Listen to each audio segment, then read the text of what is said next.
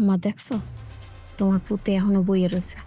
তোমার পুতের ভালোবাসা কমার তো নাম নেই, ভালোবাসা দিন দিন আরো বাড়তাছে। ভালোবাসা কেমনে ছুটাই খালি দেখ। উনি কি কইছে, চুল লাগবো আর নখ লাগবো। চল এখন সেইটার ব্যবস্থাই করবো। কেমনি কি করবো? ভাই তো হনে বউয়া। তোর ভাই বোয়া তাতে কি হইছে, দেখ না আমি কি করি। চল।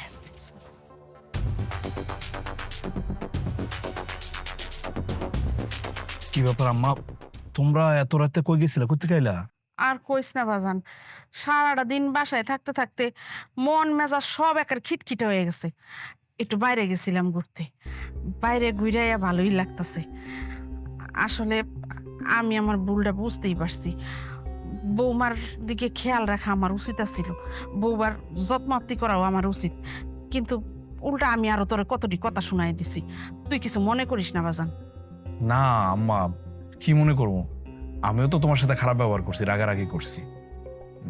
তোমরা যাওয়ার পর তোমার বৌমা আমার বললো যে মার সাথে এরকম খারাপ ব্যবহার কেন করলা?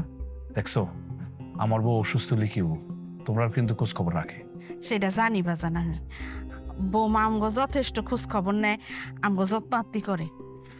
আমরাও বৌমার অনেক যত্ন আত্মি করি, খোঁজ খবর রাখি, কিন্তু সেটা করে বুঝতে দিই না। কিরে দেখছ এই যে বৌমার নখটি কত বড় হয়ে গেছে? হ্যাঁ, তুই খারাপ রিসতকে যা, যা তাড়াতাড়ি ওই তেল আর ওই নেল কাটারটা নিয়ে আয়। বৌমার মাথায় একটু তেল মালিশ করে দিতে হইব আর নখটি কাটতে হইব। যা। আচ্ছা তুই তো সারাদিন ধরে হ্যাঁ নেই বই রইছ, যা। এবার তুইও যা, একটু বাইরে হাইটে উঠতে আয়, একটু চাটা খাই আয়, ভালো লাগবো। আর আমি এখন ওর লগে আছি, যা।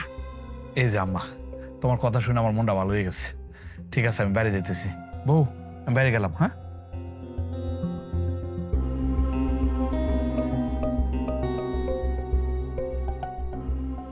মা গো, উঠো, আসো। ও একটু পিছে নাও। শরীরটা এখন একটু ভালো লাগতেছে মা? ভালো লাগে না মা। মা, হ্যাঁ, আমি তো আপনাকে কোনো কামে সাহায্য করতে পারি না, আপনারা মানে মাফ করে দিয়েন। তুমি মাপ চাইতেছো কে মা? মাপ তো আমি তোমার কাছে চামু, তুমি আমগরে মাফ করে দিও মা। ইহকাল পরকাল থেকে মাফ করে দিও। হ্যাঁ, এই আম্মা, দে, তুই যা এক কাজ কর, অন্য নখটি কাট নে। হ্যাঁ, ভাবি দেখি।